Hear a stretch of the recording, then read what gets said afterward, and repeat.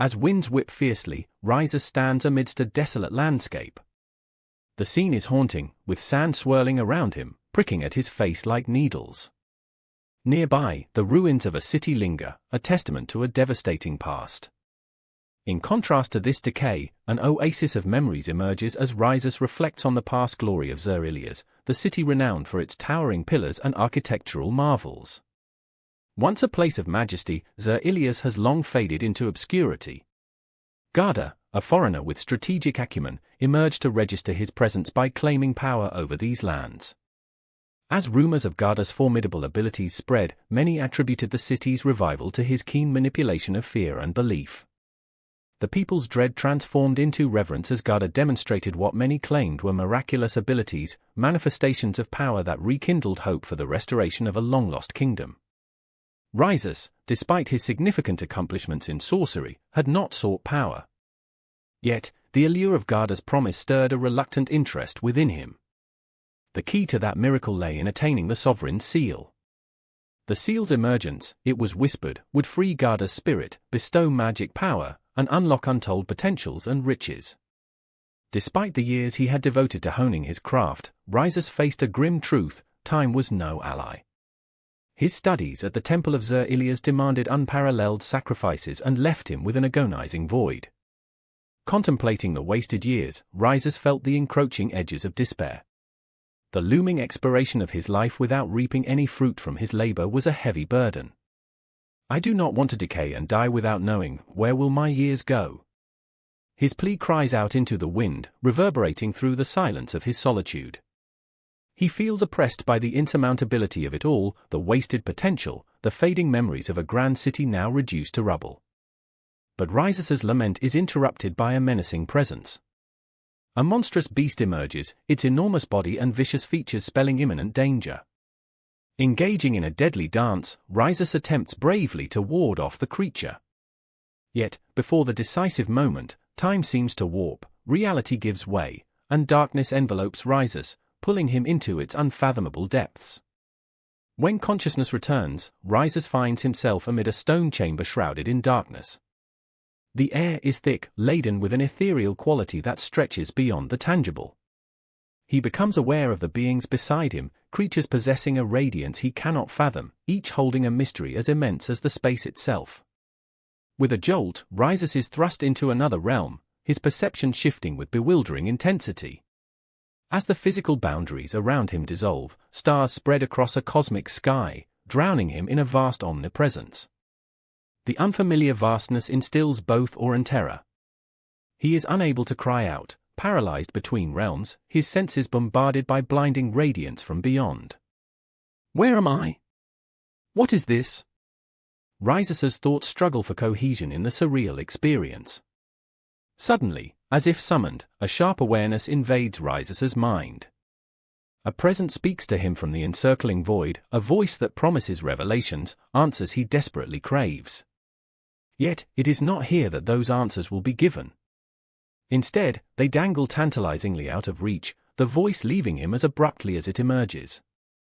As Rises grapples with the enigma, the narrative shifts. In Talia, a young princess named Ismena waits anxiously for news. The night surrounds her, filled with an anticipatory tension. Her isolation under the canopy at the end of the hall feels oppressive, foreign. Ismena's father, Bazgan, along with his troops, is engaged in a mission that the princess prays will end favorably. However, looming in the shadows is the fear of betrayal and the tumult of war.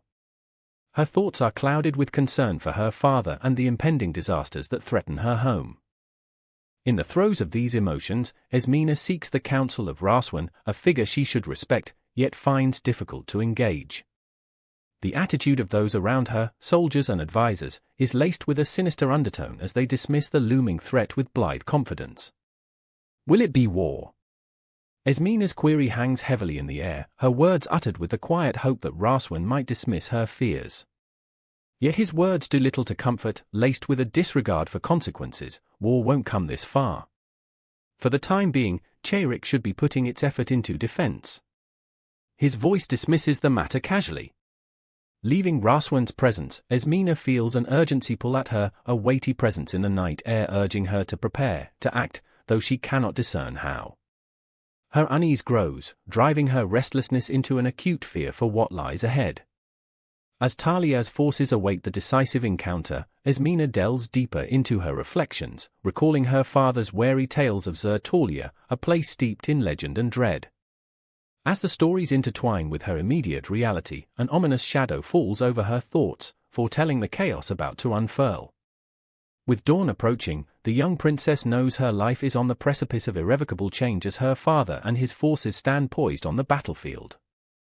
The uncertainty grips her heart, whispering of loss, courage, and the forging of destiny in the fires that will soon engulf them all. Meanwhile, the ambitions of another figure emerge as Moldorf, the Red Dragon of Kadin, rides with intent. His stride is relentless, driven not just by personal ambition, but by a mission that is as grand as it is perilous. With him, the soldiers echo his disciplined determination, each stride carrying the weight of impending conflict. Moldorf's vision is clear as he propels forward, ready to seize Talia. No hesitation marks his journey as his sharp gaze takes in the landscape, domains to be claimed, alliances to forge, a kingdom waiting to be carved from chaos. As the narrative unfolds, the swagger of Moldorf's campaign contrasts sharply with the somber urgency within Esmina. Tension builds inexorably towards the interchange of forces, a destiny converging this restless night of dark omens and muted stars. As battles prepare to rage beneath the sky, the fates of those involved become intertwined in a delicate dance between power, loyalty, and the haunting echoes of a world teetering on the brink of rebirth. In the midst of a tense standoff, Moldorf considers the odds stacked against his forces as he contemplates a potential assault. There are more than 500 enemy guards monitoring their escape route, yet Moldorf remains cool and collected. He deliberates over whether they should attack the main force directly, weighing the consequences of such a bold move. Moldorf reflects, thinking about it, there was the enemy's main force which they had assembled just a moment earlier. His strategic mind races as he evaluates the possibility of overwhelming them if an opportunity arises. Moldorf's men express their loyalty and readiness to fight by his side, willing to charge forth if given the signal. Trusting in their camaraderie, Moldorf knows he cannot shoulder these decisions alone. The tension is palpable, and within the camp, every sound seems to echo louder as anticipation builds. Moldorf murmurs to himself, at any rate, the enemy's attention is elsewhere. As Moldorf gauges the unfolding situation, his eyes catch the form of a large, powerful dragon, a symbol he knows all too well. An old acquaintance, Ravan Dole, adept at handling dragons despite his age, enters the scene. Ravan's skillful management of the dragon riders bolsters Moldorf's confidence. He smiles inwardly, reassured by the presence of his comrade. Meanwhile, Kaidan's forces seem poised to retreat. Moldorf assesses the enemy commander's approach, wary yet quick. The tension hardens into a sort of prelude, a brewing storm about to burst forth. The very air hums with potential energy, waiting for a spark. Moldorf muses, even in our world of warring states, that didn't happen, alluding to the fragile sense of order amidst chaos. As Moldorf examines the dragon under Ravan's command, he notes the creature's size and power, marking it as Kaidan's red dragon. Ravan's calm demeanor indicates their shared history and mutual understanding, hinting at the trust that binds them. A subtle understanding passes between the two, a silent acknowledgement of the battle to come. In a swift move, Moldorf rallies his men, shouting commands and issuing orders that echo through the surroundings. The skies reverberate with the sound of a clarion horn, signifying the onset of an impending charge. Moldorf stands tall, his demeanor resolute, as he steers his trusty steed toward the fray. The troops follow, synchronized, their formation palpable, like an arrow aimed straight at the heart of the conflict. The Kaidan unit, which had seemed on the brink of disbandment, rallies once more in the face of Moldorf's courage.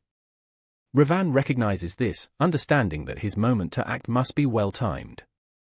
He skillfully maneuvers the dragon, its shadow looming large upon the battlefield. Moldorf and Ravan share a silent moment, a tacit communion of warriors, as they prepare to forge forward against the enemy. In the epicenter of the ensuing chaos, a gunshot is heard, a near impossibility if one considered the distance and circumstances. This sudden shift, this anomaly in the battle's rhythm, tips the scales and hurls the environment into disarray. The dragon reacts with surprising vulnerability, causing a ripple of surprise to run through Ravan. Amidst the ensuing clamor and the rolling tides of battle, Moldorf remains steadfast, spurred on by a singular determination. In his mind, the weight of 2 centuries of war bears down upon this moment, a silent pledge that this fight is for something greater than mere survival. It is a defense of victory's essence against the encroaching chaos that threatens to engulf them all. The narrative shifts to Talidia, where Razwan Bazgan stands within a council, his presence evoking authority and experience. He scans the horizon, aware of the forces at play. Despite the dawn painting the skies of Talidia, the landscape remains shrouded with tension. Razwan, ever watchful, postpones a decision, sensing both opportunity and risk lingering in the sunrise. As the scenario unfolds, armies confront each other with precision and weight, marking each second with calculated resolve. Chiefs and commanders on both sides grasp the thin threads between success and failure, hoping to sway the balance in their favor. The story deepens further into the intricacies of warfare, a dance where honor and survival waltz on the edge of a blade, perpetuated by warriors who understand the gravity of each choice, down to the merest exchange of glances under a battle flag that knows neither peace nor mercy. As the meeting convenes with Cherik's council, King Yamka II makes his appearance. In attendance are several leaders, including soldiers from Alio, bewildered by the allegations against them stemming from Dragon's Claws. The situation is tense, and the king abruptly states, "You were tricked. And you think that explains everything?" Unfortunately, the present chilly atmosphere highlights the absence of Ryukaun's influence. If he were still alive, his presence would have profoundly transformed their current dire situation.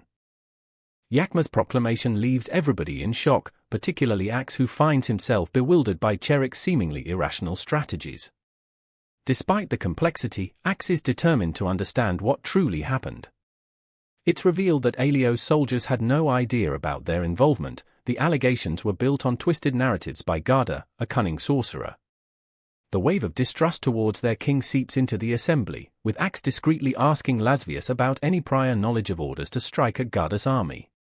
Lasvius confirms the soldiers' innocence, stating, "Did we send instructions?" "No, not at all."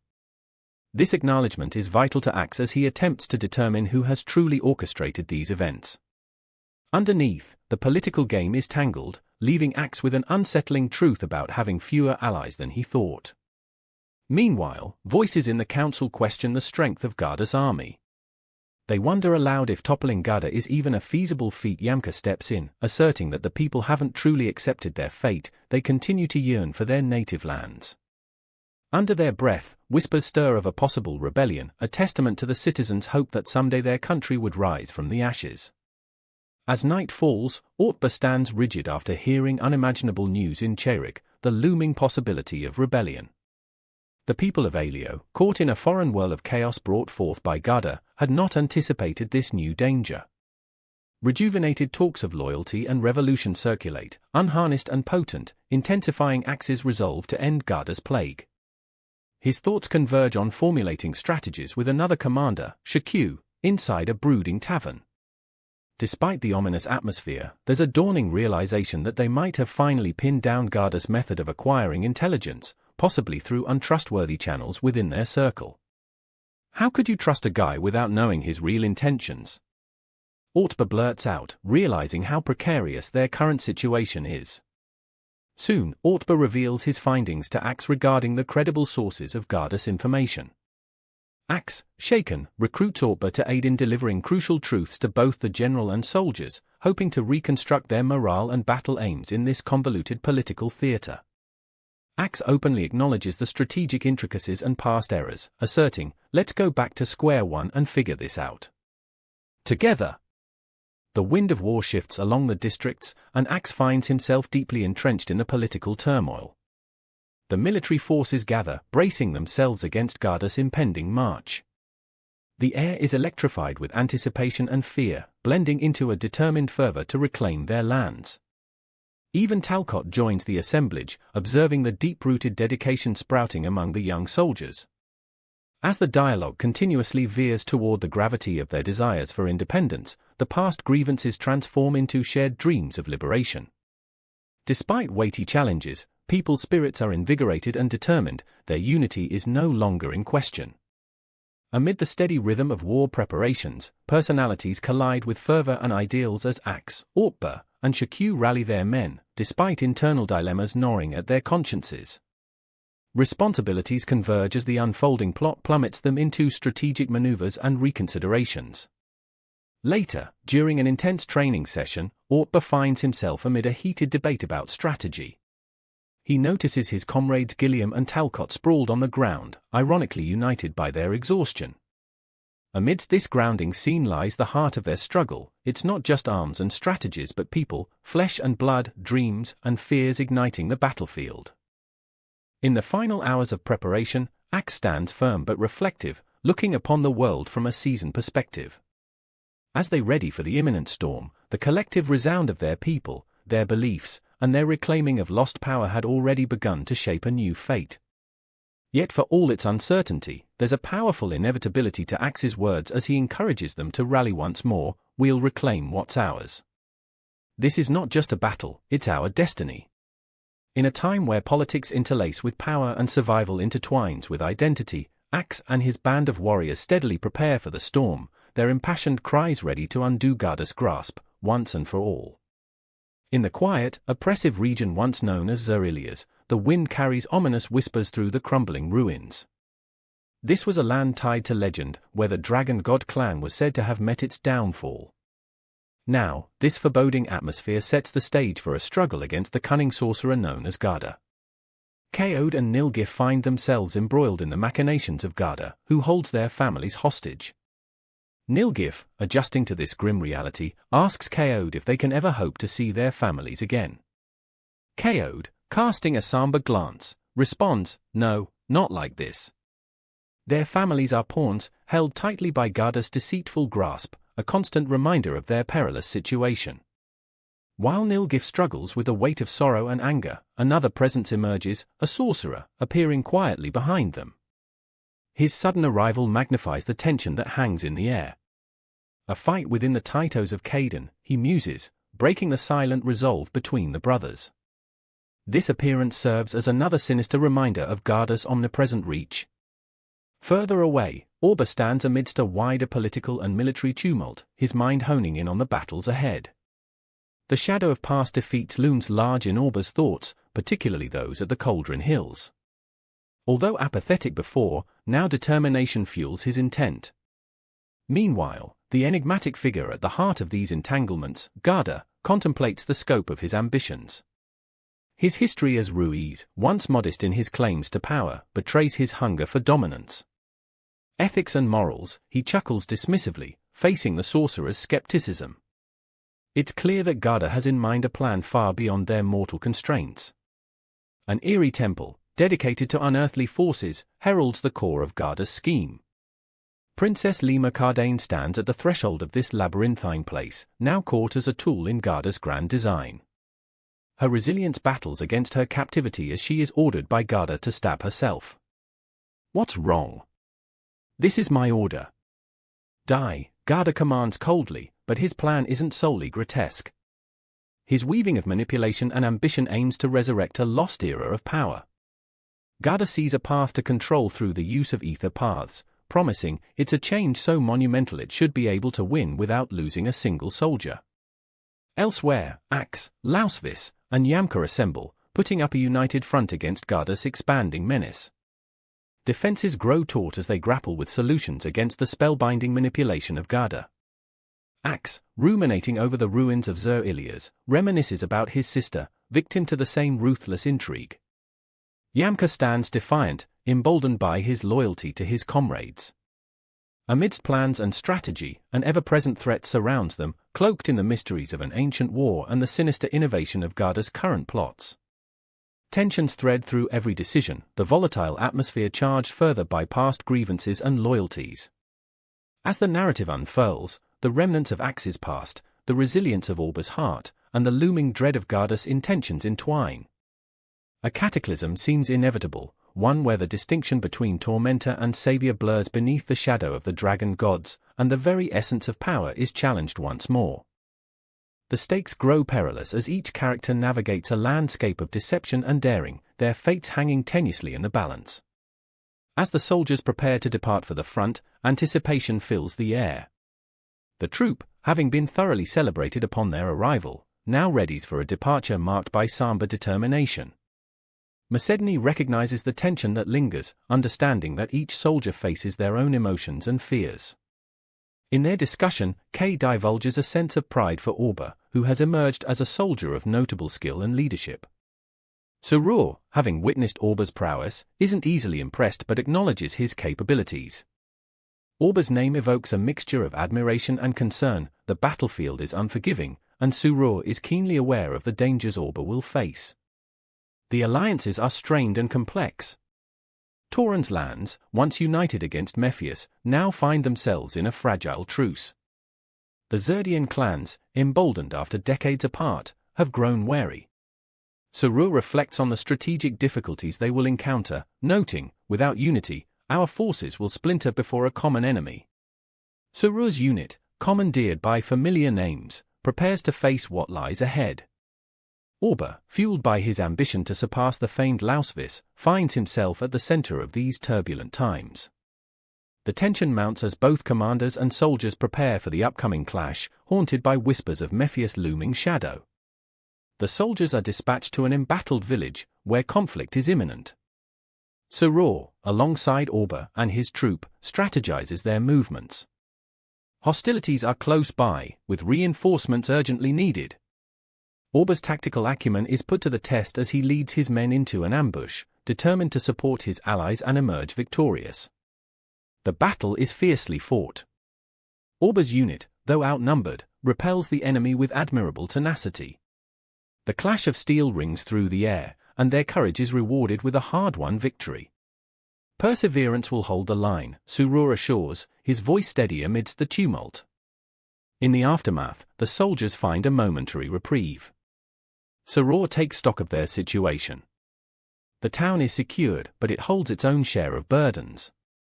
With limited rations and wariness of possible counterattacks, the atmosphere remains tense. Orba's leadership continues to shine as he strategizes with Bisham, ensuring their defenses are robust. Orba's mind constantly returns to the pressure of living up to illustrious figures like Lausvis. The weight of expectation is never far from his thoughts, and his drive to excel propels him forward. Bisham's guidance shapes Orba's decisions, recognizing potential flaws but also his unwavering determination. Amidst these challenges, Orba's troops rally around him with unwavering loyalty. Their resilience is their greatest weapon, and Orba inspires confidence despite the looming threat. They prepare to fortify their position, turning their focus on future confrontations. In tense exchanges, Surur remains a voice of reason and leadership. The troops, following his orders, fortify their defenses, readying themselves for what may come. Despite the war-worn landscape, the spirit of camaraderie never falters. The unity they have fostered is a testament to Orba's leadership and Surur's faith in him. Amidst skirmishes and strategic maneuvering, the soldiers adapt swiftly to changing circumstances.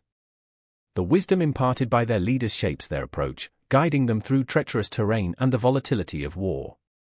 Orba's personal struggle to surpass renowned figures and carve his path becomes a recurring motif.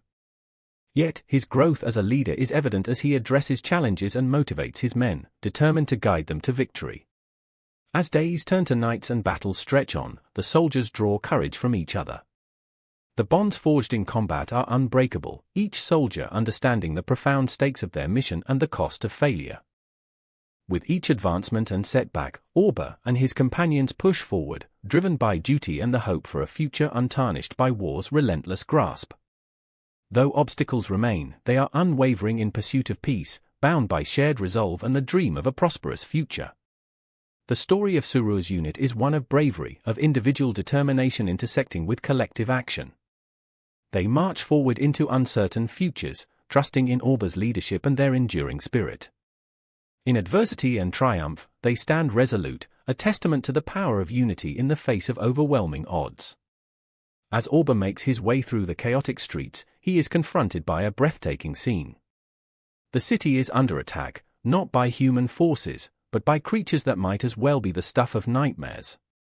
The sky is smothered in a cloak of black and red, and from this ominous backdrop, terrifying winged demons, known as wyverns, swoop down mercilessly. Their claws rend flesh and armor with equal ease, showing no mercy to the screaming townspeople below. Orba, standing amidst the chaos, is not alone for long. Two of these demon-like creatures spot him, and with deadly precision, they rush toward him. A deep fear grips him as he draws his sword, gripping it with every ounce of strength left in his body.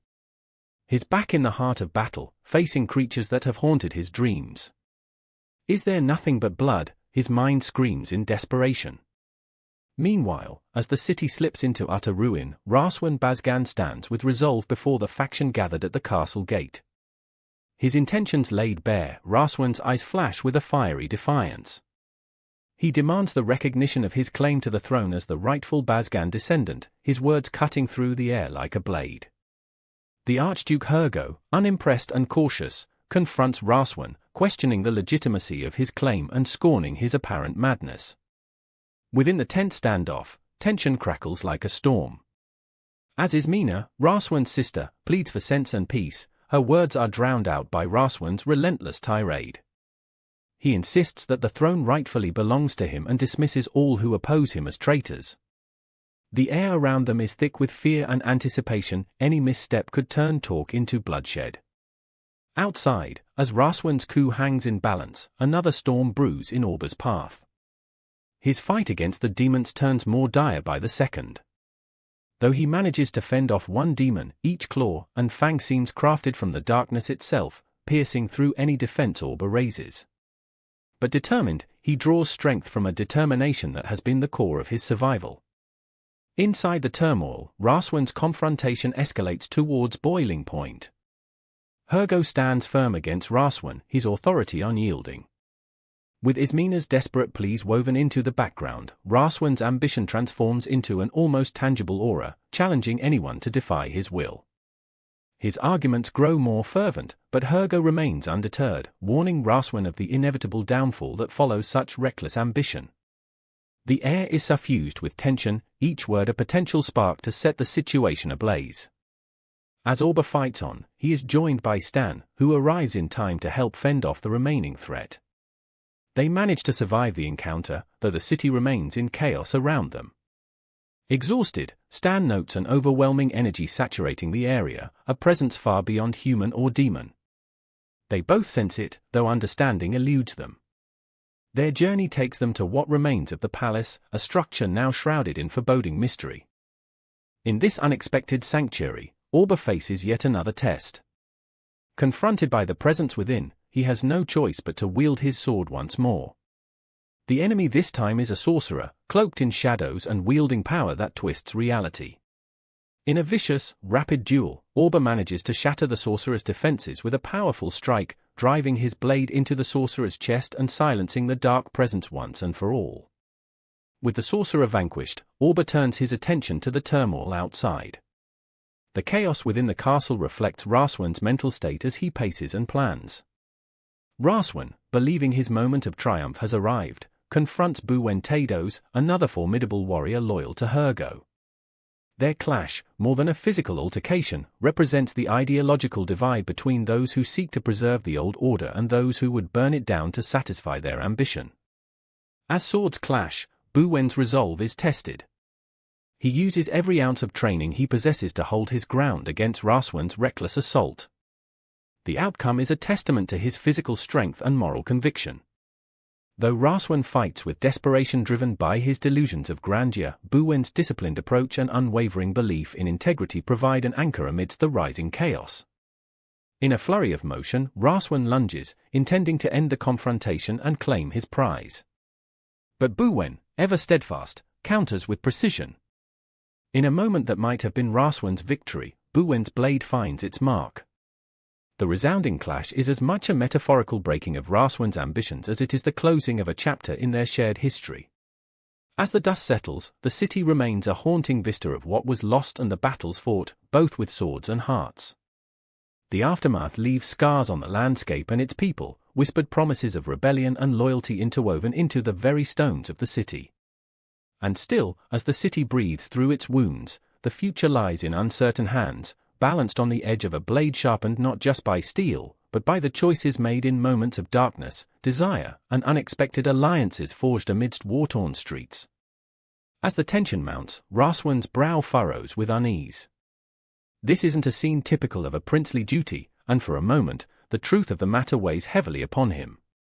This is a situation for a man who grieves for his country and who will stand to shoulder the responsibility of that country, he declares, firm in his resolve.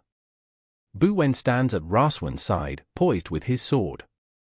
Asen, standing in front of Rakuin, maintains her composure despite past encounters when her temper flared. Yet, there's an intensity in the air as Rakuin accuses her, and the atmosphere is thick with tension. Her retort is sharp: "One stolen sword will be your downfall, Rakuin Bazgan." She stands defiantly, unyielding even as soldiers converge, ready to defend her. The soldiers' resolve is evident, loyalty runs deep to both Rakuin and the legacy of his father, Axe Bazgan. Even the looming threat of bloodshed does not deter Rakuin.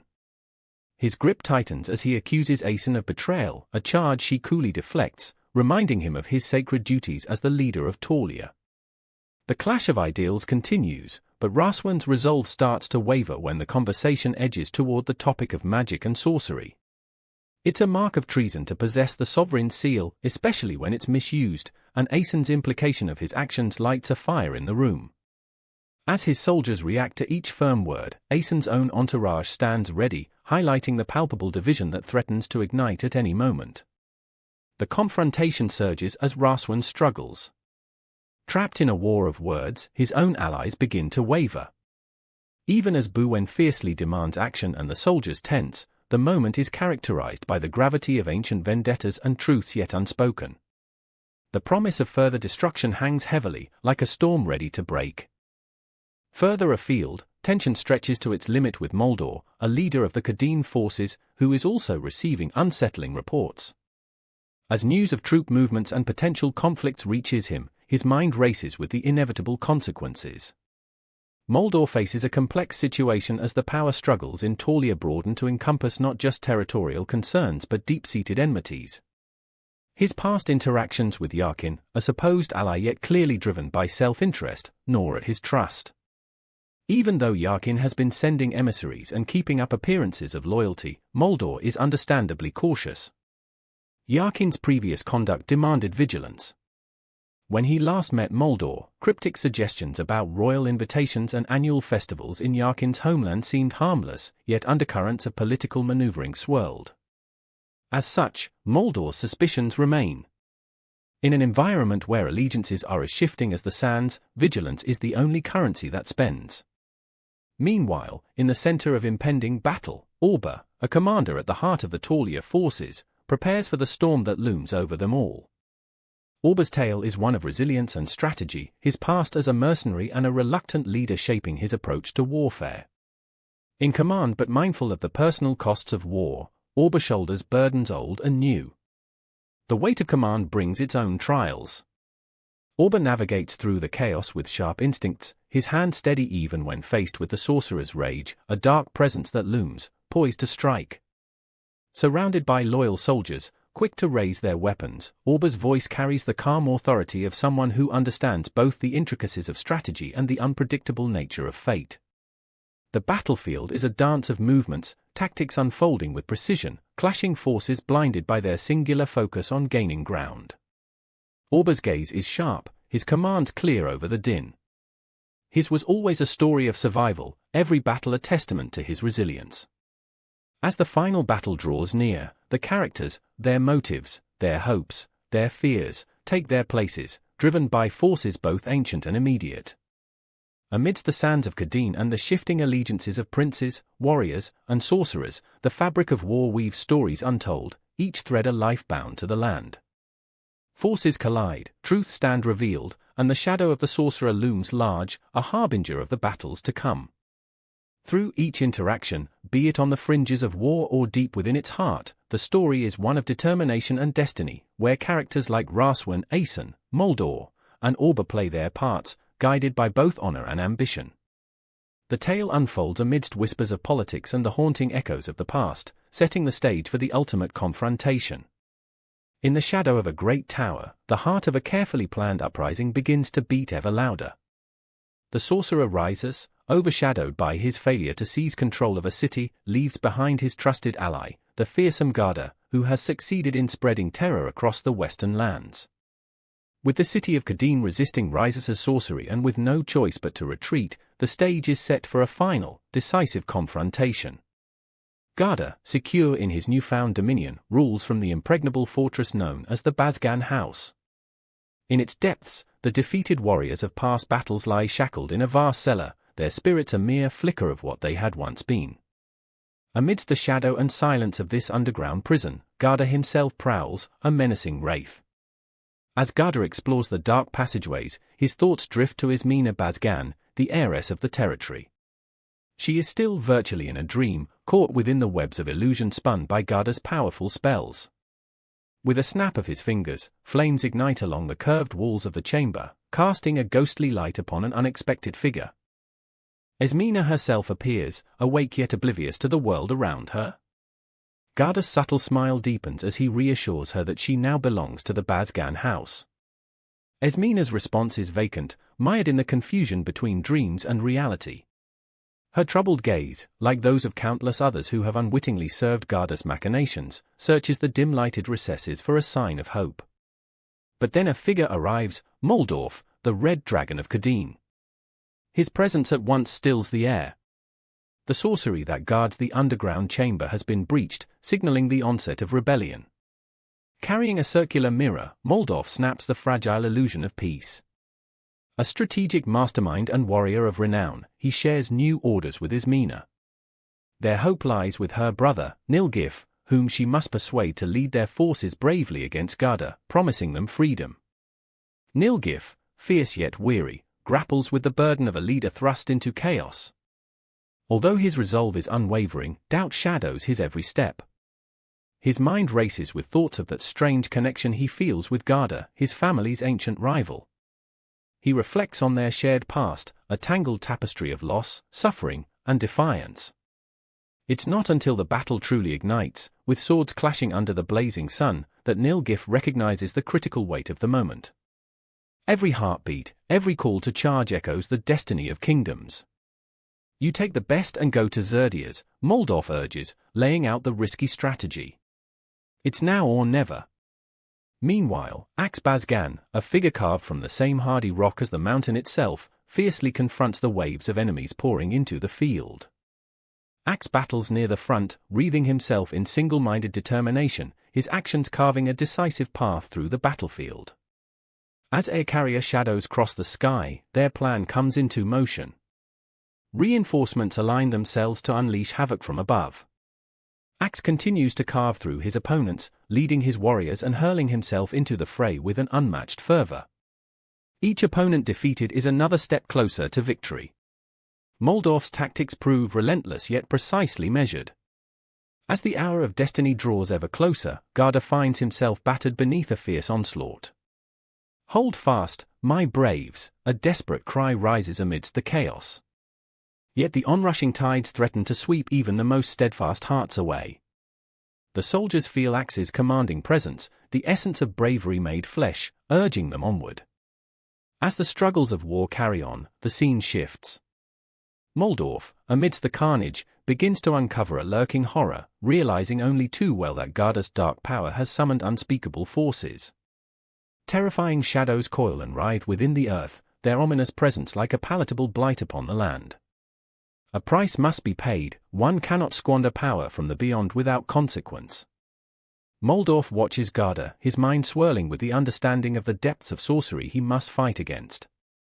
Time and light seem to slip away as Moldorf is drawn deeper into Garda's enigma, the darkness pressing in from all sides. Yet the spell does not yield. The horrific reality is cast before him. Moldorf gathers his resolve, seeing the impossible, an array of beings, neither living nor dead, infused with dark magic and snake-like grace. These entities serve as a grotesque parody of soldiers, animated to serve Garda's sorcerer-driven ambitions. In a desperate gambit to break this sorcery, Moldorf sets his formidable mind to the task. With each mental maneuver, he chips away at the illusion, peeling back the layers of dark magic like old, flaking paint, knowing that with each breath, they carve closer towards survival or annihilation. Meanwhile, under a sky dimmed by spells and war cries, Niljif's soldiers rally for one final, determined charge, drawing strength from his belief. The outcome is by no means certain, but the depth of Niljif's conviction lifts the tired hearts of his comrades, urging them onwards against the turbulent storm of fate. Elsewhere, Axe engages a foe of unmatched skill. The growing pool of light around reveals it to be a seasoned fighter, commanded by Garda, who brings down fatal blows with deadly precision. However, Axe stands undeterred, invigorated by the memories of his fallen kin and the undying will to reclaim their lands.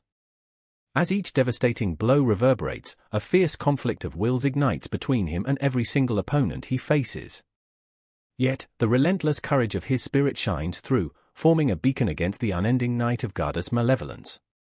This dramatic clash between the light of justice and the shadow of despair decisively tips with Niljif standing tall, a testament to human resilience and the spirit of warrior kin. With a heart starkly determined, Orba, whose fate twists unexpectedly on the battlefield, rises. Under Moldorf's guidance, he is given the responsibility not merely to fight but to lead and become a symbol. As the mysteries unfold, the final act hangs heavily in the balance. Esmina, her voice alive amidst the tumult, ultimately helps unveil the key to victory that resides within the war-torn halls of the Bazgan house. Her courage lights the path for those who dare to face this daunting darkness. Yet, beyond the edge of encroaching doom, a speck of hope glimmers. The courage to fight on, the will to reclaim justice, each serves as a thread, binding these warriors together in their shared struggle. The heartbeat of battle forms a rhythm of purpose. With Axe and Niljif, and Orba standing strong against ominous forces, they envision beyond the battlefield, towards the dawn that symbolizes hope, redemption, and a return to peace. Today, they fight not just for victory, but for tomorrow, where the sun shall rise over a land free of shadow, bound by the strength and resolve of those who refuse to yield. In the heart of a harrowing battle, Orba faces the haunting figure of his deceased brother Roan. The battlefield is a canvas of chaos, painted with blood and smoke, reflecting Orba's internal struggle.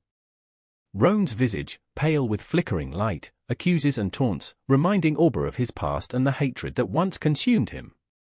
Orba's vision blurs with memories, and the phantom's eyes seem to pierce through his soul, questioning his resolution. Roan's voice resonates with Orba's fears. Will you kill Orba? Those who stand in your way, those who are inconvenient. The weight of those words presses heavily on Orba, forcing him to confront the malice he holds. Roan's death had left a scar, and now, even as a ghost, Roan commands him to reflect, urging him to discard the sword and embrace peace. Yet Orba stands conflicted, torn between the love for his brother and the path of a warrior he has chosen. Alice, another figure who appears in this mirage of memories, adds to Orba's turmoil by pleading with him to relent. Her voice, gentle yet firm, calls for him to lay down the weapon, her eyes full of unending compassion. Despite the spectral counsel, Orba remains resolute, blocking out the denouncement of his actions, driven by the necessity to survive. Amidst this inner battle, the real clash of swords and cries form the backdrop, echoing Orba's turmoil. It's a desperate fight for survival, with his mother's voice blending into the cacophony, pleading and accusing in turns. She urges him to break free from the cycle of vengeance, but Orba silences these voices with every ounce of determination left in him. Nearby, an enigmatic sorcerer named Gil Mephius watches this heartbreaking struggle unfold. His keen eyes see potential in Orba, contemplating how this fierce spirit might be manipulated. The dark sorcerer harbors plans of control, intending to sway Orba's path to align with his own twisted ambitions, marveling at the strength and resolve that Orba exhibits even when haunted. As hopes and despair intertwine, another figure emerges in Orba's collapsing consciousness. Emina's voice rises, distinct and powerful. Her cries blend with Orba's fading strength, an energetic call for redemption amidst the darkness. Her presence becomes a beacon, resonating with Orba's heart, pushing him towards clarity and purpose. Seizing the moment, Gil Mephius begins a calculated retreat, with Orba trailing behind, struggling against a torrent of emotions and physical exhaustion. The sinister flames of Gil's retreating form serve as a harsh reminder of the brutal reality intertwined with Orba's dreams. In this chaos, the crushing pressure of his decisions and the burden of lives lost hang heavily upon him. Meanwhile, the tide of battle slowly turns. Soldiers, once fiercely loyal to their cause, begin to waver, influenced by Orba's defiance and the specter of lost lives. As Orba pushes forward, hope rekindles amidst the forces, uniting them in a newfound resolve to fight against the oppressive darkness threatening their world. The moment of crescendo comes as the fight against darkness proves to be not just physical but deeply emotional and spiritual. Orba stands, a warrior forged in fire and loss, symbolizing both the devastation and the hope of renewal. The phantoms of his past no longer taunt, they propel him forward. In these final moments, there is a profound clarity. The ghostly realms fade into the periphery as the narrative pace shifts to a profound silence, where Orba finds a semblance of peace. His once tormented soul finds respite under a vast, starlit sky. Now, Orba's name is one of hope, determination, and redemption. As he stands amidst the fallen, the weight of his journey settles in. He did not shy away from the truth he faced, the brothers he lost, the friends who fell beside him. Each memory, each face in the crowd of phantoms, becomes a reminder of his resilience. In the conclusion of this intense battle, the remnants of fear and desperation are brushed aside, leaving a resolute Orba who stands as both a warrior and a leader, a symbol against tyranny. The demand for vengeance gives way to the promise of peace, but the road ahead remains uncharted, the path to reconstruction waiting to be paved by heroes who embrace both their strength and their humanity. Axbazgan's timely arrival in the aftermath of the battle signifies a new beginning. His leadership and recognition of Orba's efforts underscore the transformative power of courage and unity. The victorious but weary troops find solace in this moment, a reprieve from the unspeakable horrors they endured. As the shadows lift, a renewed spirit of camaraderie and hope begins to weave itself into the ranks of the surviving soldiers. The relentless pursuit of power by an enigmatic force echoes in the distance, promising future confrontations. Yet, for now, Orba, and the world around him, takes a collective breath, acknowledging the price of peace, the sacrifices that shape history, and the unyielding spirit of those who stand for what is just.